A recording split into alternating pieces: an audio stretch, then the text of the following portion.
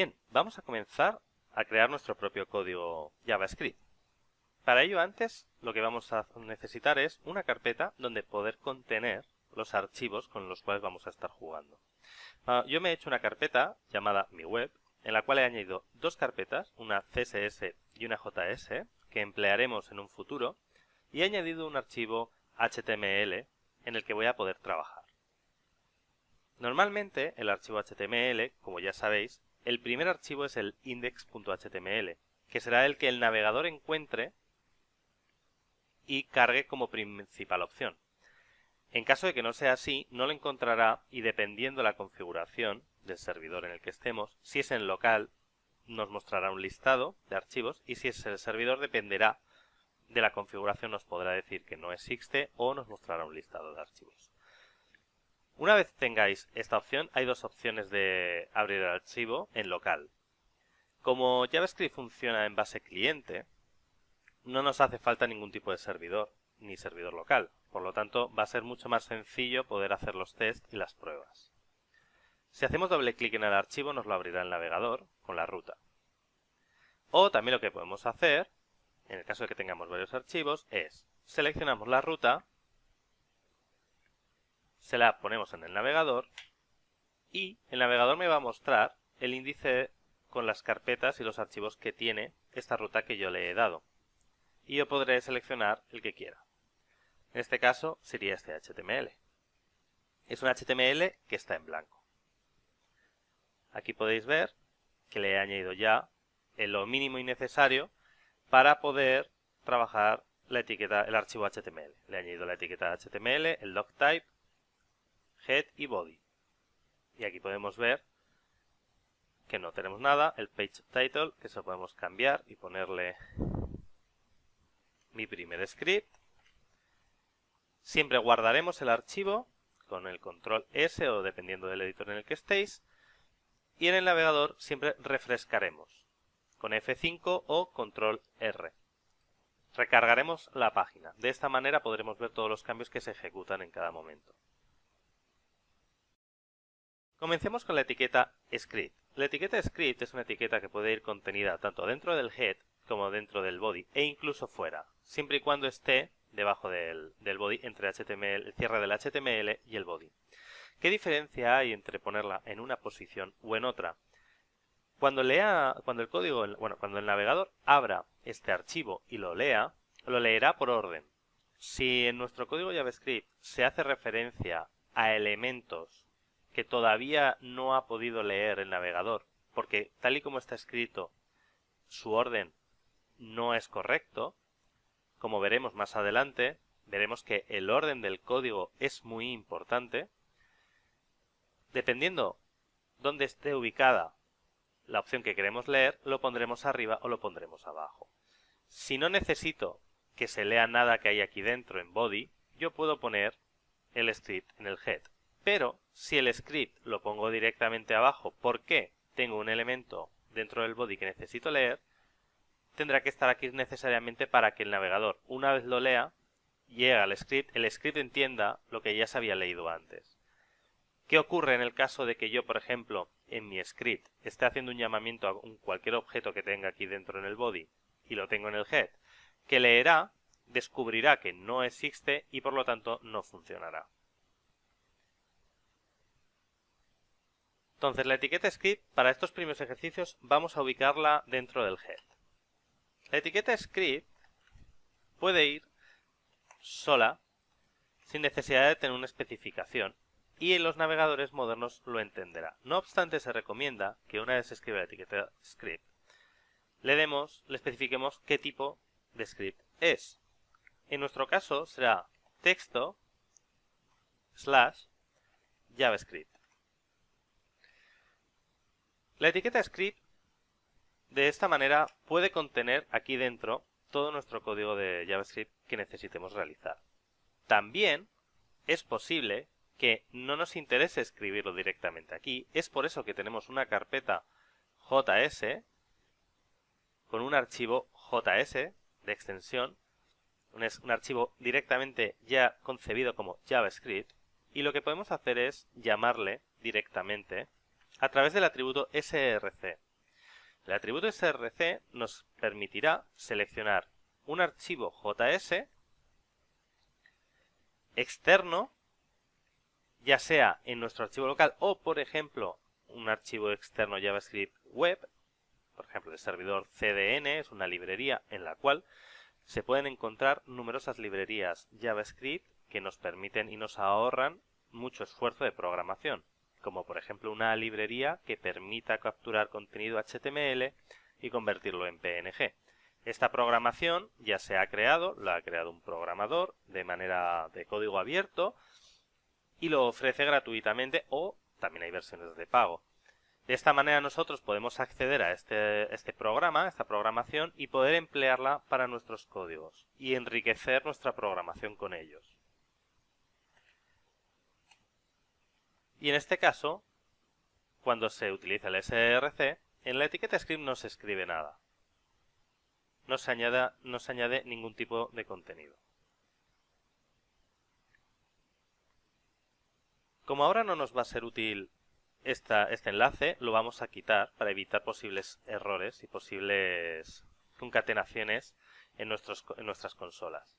Para poder comprobar todo lo que estamos haciendo, en nuestro navegador daremos botón contextual, el clic derecho del ratón, y miraremos inspeccionar elemento. En inspeccionar elemento nos va a permitir abrir una herramienta donde tendremos el inspector, que sería la página web. Aquí podemos ver exactamente igual que la página web. Explicaremos mucho más adelante qué significa esto, porque el árbol de nodos, el DOM, etcétera. Esto lo explicaremos y cómo podemos trabajar con él. Tendremos la consola. La consola es un elemento muy importante, sobre todo para entender y ver los resultados que nos puede dar JavaScript. La consola nos va a permitir mostrar elementos e incluso ejecutar funciones. Una función que puedo ejecutar aquí, en mi página web, yo puedo hacer test y ejecutarla aquí directamente.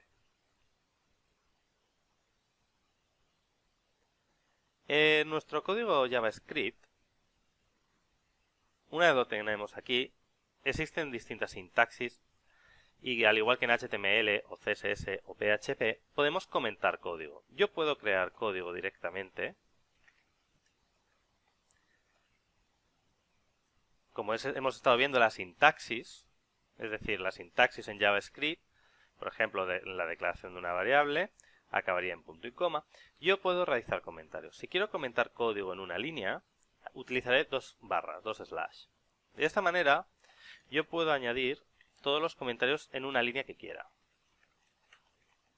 En una línea.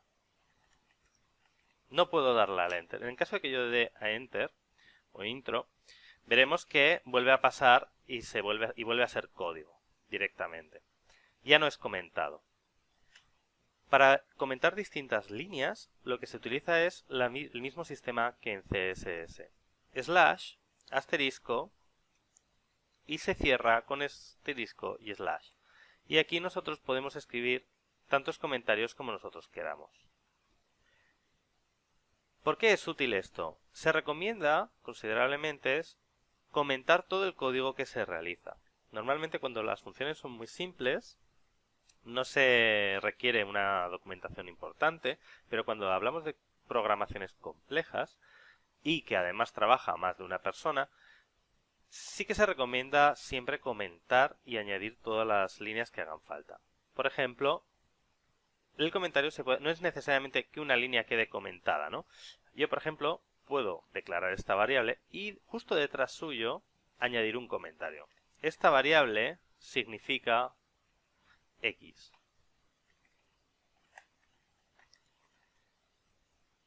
De esta manera, un usuario, un compañero, pueda leer este código y entender qué está pasando aquí. ¿Cuál es el fundamento de esto?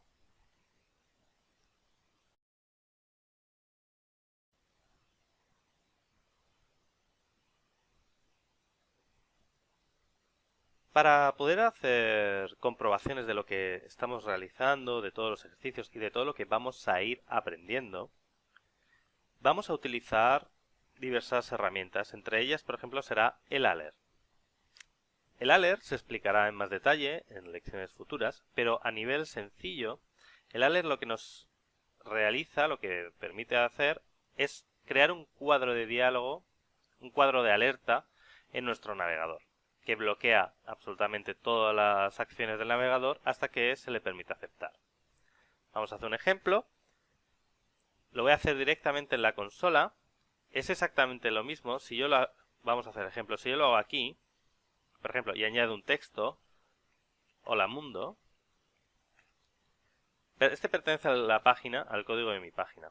Yo refrescaré y tendré un cuadro de diálogo en el que tengo un botón de aceptar. Yo hasta que no dé aceptar, todo está bloqueado.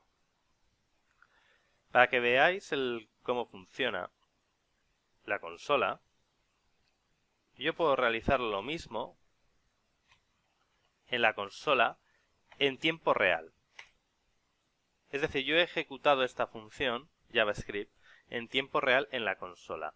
Esto nos permite a nosotros, como desarrolladores, hacer todos los tests que nosotros necesitamos y ver si las funciones van a dar los resultados que nosotros esperamos. Y en caso de ser así, podemos incluirlas en nuestro código. Se puede trabajar de diversas maneras.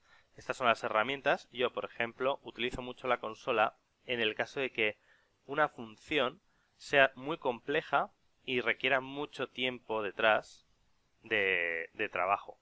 Eso implicará que después, cuando yo haga una modificación, si tengo que recargar la página continuamente, puede que no me interese. Entonces, por ello es muy útil la consola. Además de que nos muestra errores, advertencias, los resultados de llamadas, nos da una serie de información muy valiosa. Otro método que utilizaremos serán los logs. Para utilizar los logs utilizaremos el método console.log y entre paréntesis añadiremos qué es lo que queremos mostrar en nuestro panel de consola. En este caso, por ejemplo, vamos a poner hola mundo, soy console.log. Si yo recargo esta página, me saltará el alert y después me saltará el console.log. Podéis ver, hola mundo, el alert, todavía no ha pasado nada aquí y cuando yo le dé a aceptar, la página está pensando, cuando yo le dé a aceptar, cargará la siguiente instrucción que yo le he dado. Y nos cargará, hola mundo, soy console.log. Nos dirá qué archivo lo ha ejecutado. Incluso nos dirá la línea y la columna. Aquí. En el caso de que necesitemos encontrar el error. Si hubiese un error, cuando te sale una alerta, esta información es muy útil. Yo no quiero utilizar el alert porque, como podéis ver, es muy invasivo. Por lo tanto, yo esto lo quito. Ahora simplemente me saldrá el log. Yo puedo añadir tantos logs como yo quiera. No es una función excluyente. Puedo añadirlas tantas veces como quiera y es un chivato muy poderoso y silencioso. Y nos puede permitir encontrar fallos, nos puede permitir encontrar o entender en qué parte del código estamos. Yo recargo y me saldrán las opciones. Durante el curso vamos a utilizar mucho la función console.log para poder ver los resultados.